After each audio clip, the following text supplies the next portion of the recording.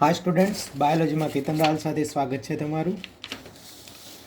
કાલે આપણે ચેપ્ટર 8 12 સાયન્સનું માનવ સ્વાસ્થ્ય અને રોગો ચાલુ કર્યું હતું. માનવ સ્વાસ્થ્ય અને રોગો બેઝિક સંકલ્પના આપણે સ્વાસ્થ્યની કે સ્વાસ્થ્ય એટલે શું, રોગો કયા પ્રકારના હોય એ ટાઈપનું શરૂઆત આપણે કાલે કરી હતી. એમાં બે ટાઈપના રોગો હતા, એક ચેપી રોગો હતા, બીજા બિનચેપી રોગો હતા. તો ચેપી રોગો આપણે જોયું હતું HIV એડ્સ વગેરે, વાયરસ અથવા તો બેક્ટેરિયા. મુખ્યત્વે ચેપી રોગો શાનાથી થાય? પરોપજીવીથી થાય બધા ચેપી રોગો હતા. અને બિનચેપી રોગો જે છે એમાં આપણે 6 પ્રકાર જોયા હતા, બરાબર. બિનચેપી રોગોના એમાં લાસ્ટ જે પ્રકાર તો ચેપી હતા, બિનચેપી હતા, અને બીજા કયા હતા? જનીનિક રોગો હતા. હા, લાસ્ટ જે પ્રકાર હતો શેના છો? જનીનિક રોગમાં. એમાં મેન્ડેલિયન વાળા જનીનિક રોગો હતા અને બીજા ડાઉન સિન્ડ્રોમ નહીં હતા. એમાં થોડો ઓછો ખ્યાલ આવ્યો હતો અમુક લોકોને કે આ વસ્તુઓ શું છે. પણ આ જે વસ્તુ છે આ જનીનિક રોગોમાંથી મેન્ડેલિયન અથવા જનીન સંબંધિત ખામી અને બીજું શું છે? રંગસૂત્રની ગોઠવણીની ખામી. આ ક્લિયર ટુ ક્લિયર તમને સમજાશે 5મા ચેપ્ટરમાં. ચેપ્ટર 5માં આ વિશે કમ્પ્લીટ ડિટેલમાં આવશે કે રંગસૂત્રની ખામી એટલે શું અને જનીનિક ખામી અથવા તો મેન્ડેલિયન એટલે શું. એટલે ત્યારે આપણે સમજાઈ જશે. બાકી જે છે બિનચેપી રોગો છે એમાં આપણે ઉણપથી થતા રોગો, ડિજનરેટિવ રોગો, એલર્જીથી થતા રોગો, કેન્સર, મગજના રોગો અને બંધાણ, આ દરેક વસ્તુ આપણે જોઈ ચૂક્યા છીએ. જેને થોડી ઓછી ખબર પડે બસ એ લખી રાખજો, કોઈ ચિંતા નથી. આપણે જ્યારે ચેપ્ટર ભણીશું, મતલબ જ્યારે આપણી સ્કૂલ ચાલુ થશે ત્યારે આપણે રિવાઇઝમાં કમ્પ્લીટ કરી લઈશું, એનું કોઈ ટેન્શન ના લેતા, બરાબર. જનીનિક રોગોમાં હવે આ નોટ્સમાં શીતળાની રસિકના શોધર એડવર્ડ જેનર એક out of the A topic છે. ફાધર ઓફ સર્જરી કોણ છે? સુશ્રુત સંહિતા હતી ને, ફાધર ઓફ સર્જરી હતા. હવે મનુષ્યમાં સામાન્ય રોગો જે છે એ જોઈ લો. તમે બરાબર વાંચી લીધું. હવે જુઓ, આપણી NCERTમાં જે લખેલું છે ને એ આખું ફકરાવાઇઝ લખેલું છે કે આ ટાઈપના રોગો હતા અને એમાં આ રીતના સામાન્ય લક્ષણો હતા, આ રીતના. પણ બહુ ઇમ્પોર્ટન્ટ વસ્તુઓ લખેલી છે. હું તમને એક્ઝામ્પલ રૂપે ઉતારો કે આપણી NCERTની બુક છે અને આની અંદર આ બધા રોગો લખેલા છે, બરાબર. શું લખેલું છે? પેથોજન્સથી બેક્ટેરિયા, વાયરસ પેથોજન થાય. આ જે છે વાયરસ છે પોતાની અનુકૂલન સાધી દે આપણીમાં. ટાઇફોઇડ જે છે સાલ્મોનેલા ટાઇફીથી થાય. પેટમાં દુખાવો, કબજિયાત, માથું દુખવું, સ્થિતિમાં આંતરમાર્ગમાં કાણા પડવા, મૃત્યુ સંભવિત, બરાબર. આ વિડાલ ટેસ્ટથી થાય, એનો ટેસ્ટ આપી દીધો છે. આ દરેક વસ્તુ અહીંયા આપી દીધેલી છે, બરાબર. ગળું સુકાવું, ઘસારો, કફમાં, ધારો કે સામાન્ય શરદી રીનો વાયરસથી થાય તો આટલી વસ્તુ થાય.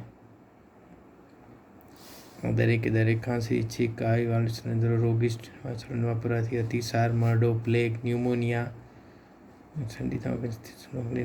વાત થઈ છે. આ દરેક વસ્તુ આ હું તમને કેમ બતાડી રહ્યો છું? કારણ કે આ વસ્તુ આપણે ખૂબ જ ધ્યાનથી ઓછામાં ઓછી 5 વાર વાંચવાની છે. કેટલા વાર વાંચવાની છે? 5 વાર ઓછામાં ઓછી, બરાબર. કારણ કે અહીંયા આપણે ડિટેલમાં બહુ સિસ્ટમેટિક ભણીશું, પણ તોય આપણે NCERTના વાક્યો છે 3 થી 4 થી 5 વાર વાંચવાના છે, બરાબર. હવે મનુષ્યમાં થતા રોગો આપણે જોઈએ કઈ રીતે છે. વિવિધ પ્રકારના સજીવ, જીવાણુ, ફૂગ, જીવાણુ, વિષાણુ, પ્રજીવીઓ, કૃમિઓ વગેરે મનુષ્યમાં રોગો પેદા કરી શકે છે, બરાબર. આવા રોગ ઉત્પન્ન કરનારા સજીવોને શું કહેવાય? રોગકારક. કારણ કે જુઓ, 2 વર્ડ છે, પરોપજીવીઓ અને રોગકારકો. મેં તમને કીધું ને કે ચેપી રોગો પરોપજીવીથી થાય. તો પરોપજીવી જે છે એ આપણી બોડીને નુકસાન પહોંચાડીને આપણા શરીરમાં રહેતા હોય તો એવા પરોપજીવીઓને શું કહેવાય? રોગકારક કહેવાય. આથી બધા પરોપજીવીઓ રોગકારક છે કેમ કે તેઓ યજમાનની અંદર કે ઉપર જીવન ગાળી તેઓને નુકસાન કરે છે. આપણને નુકસાન કરીને જીવન ગાળતા હોય એટલે એ પરોપજીવીઓ છે અથવા તો એ રોગકારક છે. રોગકારકો આપણા શરીરમાં પ્રવેશી શકે છે, ગુણન પામે છે અને સામાન્ય જૈવિક પ્રક્રિયાઓ પણ અડચણ ઉત્પન્ન કરે છે. જેથી બાહ્યાક ગુણાત્મક અને કાર્યાત્મક રીતે નુકસાન થાય છે. રોગકારક યજમાનના પર્યાવરણમાં જીવવા માટે અનુકૂલન ધરાવે છે. જે જગ્યાએ રોગ કરતા હોય, કારણ કે ઘણા ફેફસામાં પ્રોબ્લેમ પાડે, ઘણા આંતરડામાં પ્રોબ્લેમ પાડે, એ લોકોને જે જગ્યાએ અનુકૂલન લાગે ને એ જગ્યાએ એ લોકો શું કરે, બમણી કરે, મતલબ ફલન પામે અથવા તો ગુણન કરે, એટલે એ જગ્યાએ રોગ થાય. એટલે એવું છે, દરેક રોગકારકો બોડીના અલગ અલગ અંગોમાં આપણને રોગ કરે, કારણ એ બોડીના એ અંગમાં એમને ઓકે લાગે. દાખલા તરીકે જુઓ, પાચન માર્ગમાં પ્રવેશતા રોગકારકો જઠરમાં નીચી પીએચ અને વિવિધ પાચક ઉત્સેચકોની સામે પ્રતિરોધકતા દર્શાવવા અને ટકવાનું જાણતા હોય છે, કારણ કે જઠરમાં આટલી બધી ઊંચી પીએચ હોય એટલે એમાંથી કઈ રીતના પસાર થઈ જવું, આ બધા ઉત્સેચકો સામે કઈ રીતે લડવું, એ બધું જાણતા હોય. એટલે શું કહેવાય એને, એટલે એ ચાલે. એ રોગકારકો જે પાચન માર્ગમાં રોગ કરતા હોય છે. હવે જ્યારે તમે રોગ ભણશો ને ત્યારે આ બે વર્ડ બહુ આવશે તમારે. આમાં આ પાંચે પાંચ આવશે. બે સમજી લો. પહેલાં એક્યુટ અને ક્રોનિક. કોઈ પણ વસ્તુમાં બે વર્ડ આવશે. એક્યુટ બ્રોન્કાઇટિસ અથવા ક્રોનિક. હવે એક્યુટ એટલે ટૂંક સમયનો રોગ. ધારો કે તમને હમણાં જ થયું હોય તો એને એક્યુટ કહેવાય.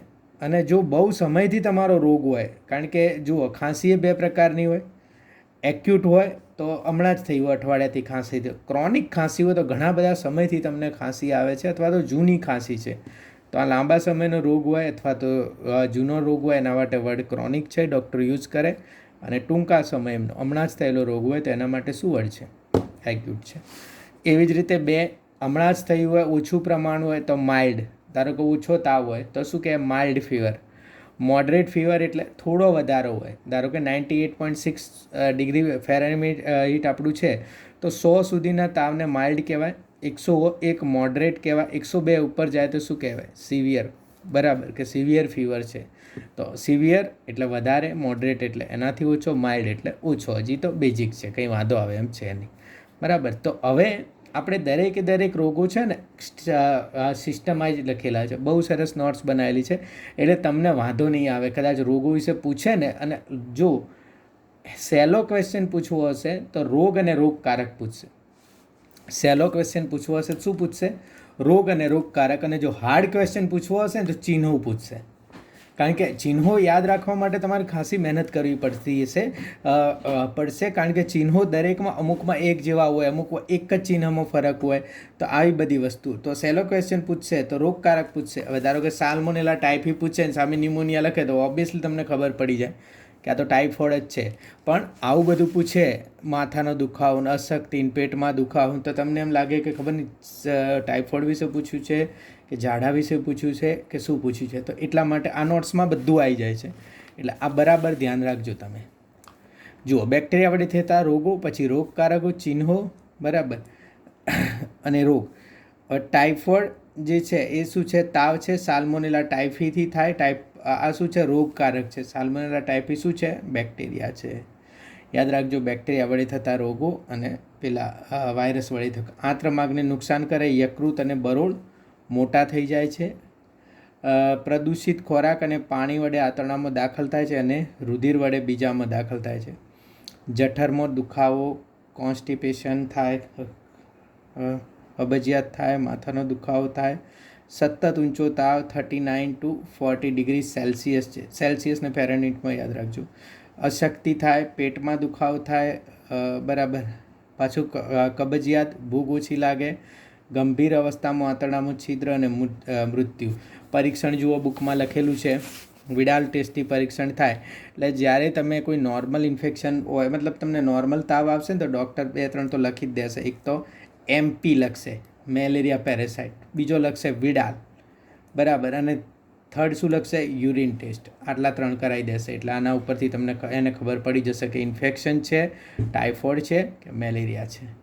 હવે એક મેરી મેલોન કરી અને રસોઈણ હતી, કૂક હતી મેરી મેલોન. અને આ મેરી મેલોન કૂક હતી અને ટાઇફોઇડ હતો. તો એ જ્યાં જઈને રાંધતી ત્યાં ટાઇફોઇડ થતો હતો, બરાબર. એટલે એને ટાઇફોઇડ મેરી કહેવામાં આવતું. આમાં ઉદાહરણ આપેલું છે NCERTમાં. એટલે કદાચ આનો તો ક્વેશ્ચન એકદમ સહેલો થશે. પૂછશે કે મેરી મેલોન નામ છે એ કયા રોગ સાથે સંકળાયેલું છે, તો ઓબ્વિયસલી તમને ખબર પડી જશે ટાઇફોઇડ સાથે સંકળાયેલું છે. મેરી મેલોન ઉપનામ ટાઇફોઇડ મેરી કહેવાય અને ટાઇફોઇડનો વાહક. ક્લિયર થઈ ગયું? હવે ન્યુમોનિયા. હવે જુઓ, ન્યુમોનિયા તમે જ્યારે ભણો ને ત્યારે મને 2-3 વાર ક્વેશ્ચન આવ્યા ન્યુમોનિયાના. તમને ખબર છે અત્યારે કોરોના વાયરસમાં મોત શાનાથી થાય છે? ન્યુમોનિયાથી. કોરોના વાયરસમાં મોત શાનાથી થાય છે? ન્યુમોનિયાથી. અને અહીંયા આપણે ભણીએ છીએ કે ન્યુમોનિયા બેક્ટેરિયાથી થાય છે.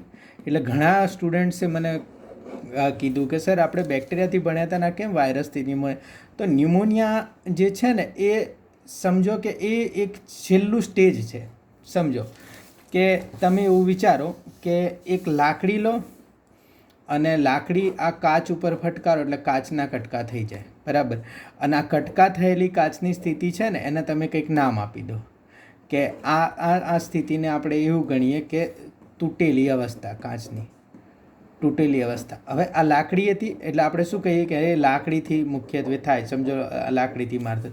હવે કોઈ આ લાકડીની જગ્યાએ કાલ શું કર્યું? લોખંડની ખુરશી આ કાચ ઉપર મારી એટલે પાછી તૂટેલી અવસ્થા આવી. પછી બીજી કોઈ વસ્તુ આ કાચ ઉપર મારી. બસ આવી જ રીતે જ્યારે બેક્ટેરિયા બોડીના ફેફસા ઉપર હુમલો કરે ને ત્યારે ફેફસામાં શું થાય છે? આ બ્રોન્કાઈ હોય ને, બ્રોન્કાઈ એમાં પાણી ભરાઈ જાય ને એવી બધી સ્થિતિઓ થાય છે, બરાબર.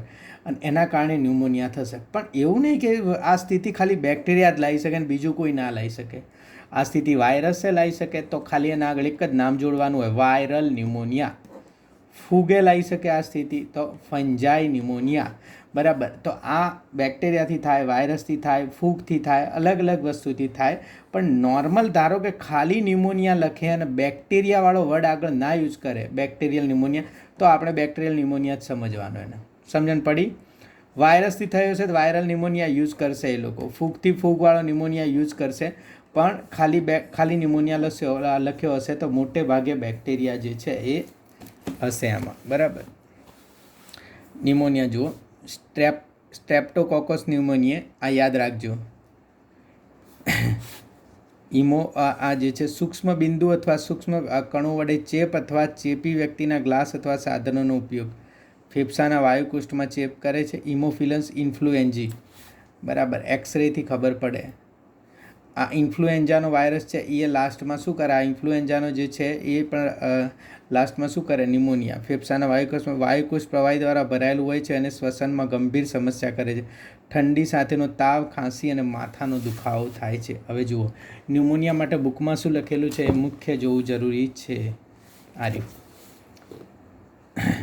સ્ટ્રેપ્ટોકોકસ ન્યુમોની અને ઇમોફિલસ ઇન્ફ્લુએન્ઝા જેવા જીવાણુ મનુષ્યોમાં ન્યુમોનિયા કરવા માટે, જો જીવાણુ આવ્યું એટલે બંને બેક્ટેરિયા છે, સોરી, બરાબર. સ્ટ્રેપ્ટોકોકસ ન્યુમોની અને ઇમોફિલસ ઇન્ફ્લુએન્ઝા જવાબદાર છે. ફેફસાના વાયુકોષ્ઠોને સંક્રમિત કરે છે જેને પરિણામે વાયુકોષ્ઠો પ્રવાહીથી ભરાતા શ્વસન સંબંધી ગંભીર સમસ્યાઓ સર્જાય છે. આ રોગના લક્ષણોમાં તાવ, ઠંડી, કફ અને માથું દુખવું વગેરે છે. આ યાદ રાખવાનું. તીવ્ર સ્થિતિમાં હોઠ અને આંગળીઓના નખ ભૂખરાથી વાદળી રંગના થઈ જાય છે. આ તો મુખ્ય યાદ રાખવાનું. સ્વસ્થ મનુષ્યમાં તેનો ફેલાવો રોગિષ્ઠ વ્યક્તિ દ્વારા ખાંસી કે છીંક દ્વારા મુક્ત કરવામાં આવેલ બિંદુકો અથવા એરોસોલ્સ શ્વાસ દ્વારા અંદર લેવાથી. જુઓ, બિંદુકો અને એરોસોલ્સમાં ફરક છે. બિંદુકો એટલે મોટા ટપકાઓ, એરોસોલ્સ એટલે બહુ નાના નાના ટપકાઓ જે હવામાં કેટલાક સમય સુધી ફરતા રહે એવા. ધારો કે પાણીનું ટીપું હોય તો કે હવામાં રહેવા નથી તો સીધું આવી જાય નીચે એટલે એને બિંદુક કહેવાય. એરોસોલ્સ એટલે હવામાં સસ્પેન્ડેડ રહે, ઘણા બધા સમય સુધી હવામાં રહે. શ્વાસ દ્વારા અંદર લેવાથી કે રોગિષ્ઠ વ્યક્તિના ગ્લાસ તેમજ વાસણોને વાપરવાથી થાય છે. અતિસાર, હવે જુઓ બીજા એમને મજાલ દીધા. અતિસાર, પ્લેગ, ડિપ્થેરિયા વગેરે મનુષ્યોમાં થતા અન્ય જીવાણુજન્ય રોગો છે.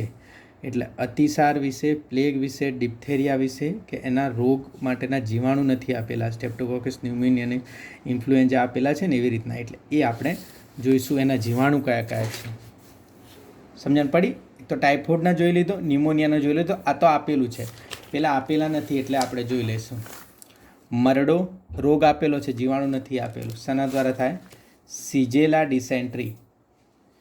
આ ગંભીર અવસ્થા હોઠ અને નખના ભૂખરા અને વાદળી બને છે. ક્લિયર થઈ ગયું?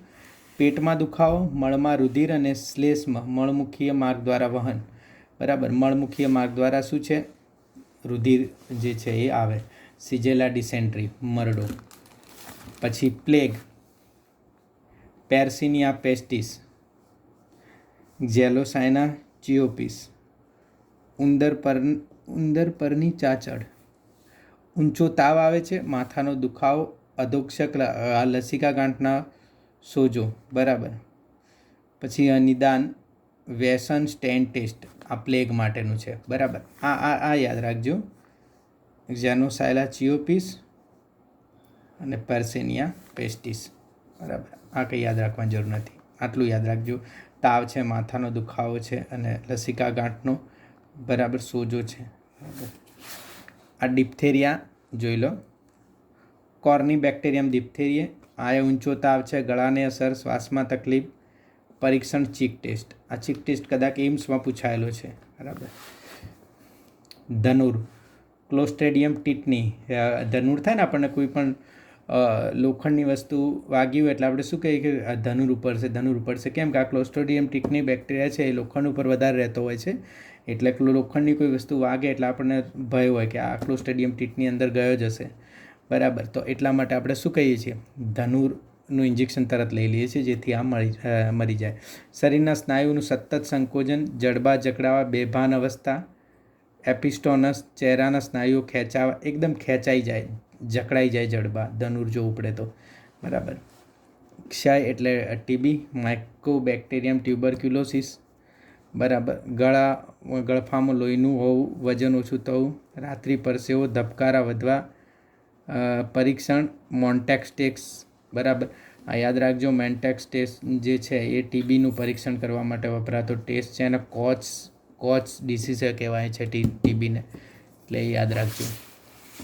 સૂક્ષ્મ કણો અને બિંદુઓને શ્વાસમાં લેવાથી ચેપ લાગે છે. ક્ષયવાળી ગાયનું દૂધ પીવાથી પણ ચેપ લાગે છે.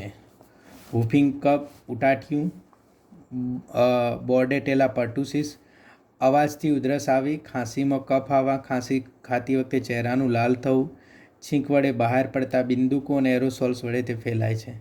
હુફિંગ કફ, બરાબર. કોલેરા, હવે જુઓ, આ ડિસેન્ટ્રી અને આ કોલેરા બે અલગ છે, વિબ્રિયો કોલેરા અને આ સિજેલા ડિસેન્ટ્રી. વધુ પડતા ઝાડામાં ચોખા જેવું સફેદ પાણી આવવું, જુઓ આ આનું મેન છે, ચોખા જેવું પાણી આવવું, વારંવાર ઉલટી કરવું, નિર્જલીકરણ થવું. તો કોલેરામાં અને આ મરડોમાં ફરક છે, જોઈ લેજો લક્ષણોમાં, બરાબર. ઉલટી, વારંવાર, નિર્જલીકરણ. પછી લેપ્રસી, રક્તપિત્ત, માઇકોબેક્ટેરિયમ લેપ્રી, ચામડી ઉપર સફેદ કલરના ડાઘ પડવા, તેનું નિદાન લેપ્રોમિન સ્કિન ટેસ્ટ. આ શું છે, લેપ્રોમિન સ્કિન ટેસ્ટ દ્વારા એનું નિદાન થાય છે, બરાબર. તો જે આ નિદાનના જે જગ્યાએ ટેસ્ટ લખાયેલા છે બરાબર યાદ રાખજો, બરાબર. બાકી માટે કોઈ ટેસ્ટ નથી, એના લક્ષણો ઉપરથી થાય છે આ નિદાન, અમુકના ટેસ્ટ ઉપરથી થાય છે નિદાન. તો તો આટલા શું હતા, આ બેક્ટેરિયા 10 રોગો લખાયા ને, 10 બેક્ટેરિયલ ડિસીઝ હતા અને બધા પૂછાયેલા છે ને, મોસ્ટ આઈએમપી છે. અને આ જે લખાયેલા છે ચિહ્નો એ બરાબર તમે ક્લિયર કટ યાદ રાખજો 10 ટેસ્ટના. હવે જુઓ, બેક્ટેરિયા પછી વાયરસજન્ય રોગો જુઓ, જે વાયરસથી થતા હોય એવા રોગો.